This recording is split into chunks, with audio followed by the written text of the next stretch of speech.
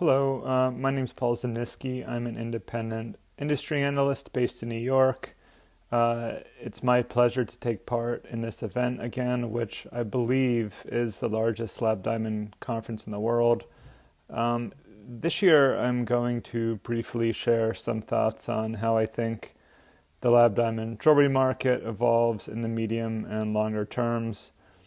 So I'm going to touch on four primary topics: lab diamond supply volume, production quality, branding and marketing, and then advancement in the production or fabrication of the material. So with regard to supply, I think anyone that has been following my work has probably heard me say this for years now.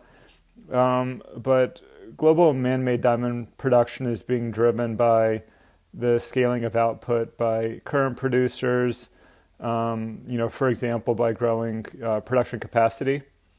But it's, also continues to see a significant entrance of new producers. I would say within the last couple of years, I would say India is the fastest growing market there. And then, overall, the industry continues to see improvements in production technology, which I think can be just attributed to research and development spend. But at the end of the day, all of these catalysts are, resulting in increased production from the yields, and it's also, reducing overall production costs. Which could be attributed to, for example, economies of scale. Just geographically speaking, I would say China and India still continue to dominate production globally. Obviously, China, has highly scalable legacy infrastructure, given its globally leading position in HPHT production. And then India continues to be home to a rapidly growing number of CVD producers, many of which hold a competitive advantage, given they have access to India's, domestic diamond manufacturing hub, which is the largest in the world. And I would, just finally note on supply that at current production growth rates, which, I would describe as exploding, doubling every couple of years, I think the jewelry industry is going to have more than enough lab-grown diamond material to cater to consumer demands going forward. Then speaking to production quality, I would note that, we're seeing, production quality increase across the board, in somewhat of a similar progression as we're seeing, production supply, increase. And I think a lot of this is, continues to be driven by investments in research and development. There are certainly producers that are targeting production for high-tech applications, which require much higher quality material, much more scalable output, and then overall consistency and quality. High purity material is needed for a lot of these applications. So that's the aim of these producers, and they continue to progress, with these aims. And then, on the other hand, lower quality production is being enhanced with post-growth treatments. We've seen this for years, but it's basically leveling the playing field for some of the producers that don't have as high quality production, and for the jewelry segment of the industry, it allows them to be very competitive with the higher quality producers. So I think what this means is that we're getting to the point where most to all man-made diamonds will be of universally high quality. And I think this is important because it could render diamond grading of lab diamonds not necessary or at the least, much less important, given that most of the production is going to be of high quality. But I think this is also important with regard to pricing, because if producers can eliminate the cost of grading, they could pass on those cost savings to the end consumer at a lower price, which is the strategy of a lot of the companies in this industry.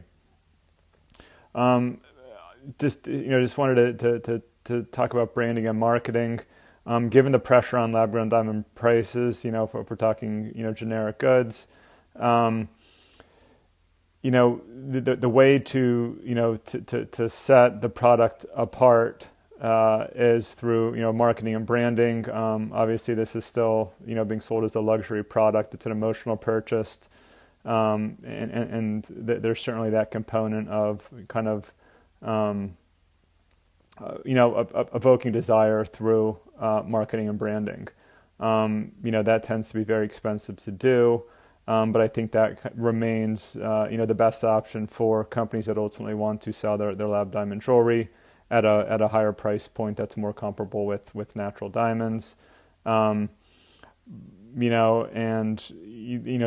question becomes, will consumers continue to see lab diamonds as much of a luxury product as natural diamonds as the price continues to come down? And I think that's a real risk for this industry if they want to continue to, sell at these higher price points. And just lastly, I would note, this kind of fits in with everything else I was talking about, but with regard to fabrication, the ability to produce man-made diamond material in ways that, are not possible with natural diamond, I think continues to be the best growth driver for this industry in the medium and longer terms. And I'm talking, cutting lab diamonds in shapes that wouldn't be economic with natural diamonds, and producing lab diamonds in colors that maybe are not found in nature, or using polycrystalline material in jewelry. We've seen this with Tag Heuer, the LVMH luxury watch subsidiary, used a polycrystalline face on a watch. So I mean, there are ways to use this material that you can't do with natural diamond, and I think that's going to continue to open up opportunities for this segment to grow in ways that compete less with natural diamonds, because at the moment, it seems very clear at this point that the consumers that are buying lab diamonds over natural are doing so because of the much lower price point. That seems to be clearly the primary reason.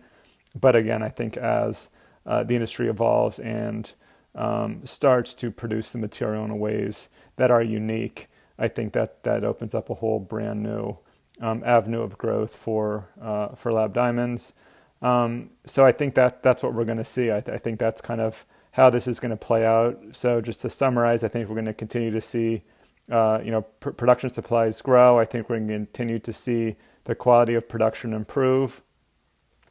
I think you're going to see a bifurcation between companies that are just trying to sell lowest price product generically, and then those companies that are trying to build a premium brand around their lab diamonds and sell them at premium prices. And then lastly, I think we're going to really see an evolution in the way that the lab diamond is produced in ways that are unique and new, that I think is going to attract a brand new customer base to this product, and we'll see. But maybe I'll be back next year and we can kind of follow up on how some of these metrics are playing out. But until then, I hope you enjoy the rest of the conference, and it was my pleasure speaking to you.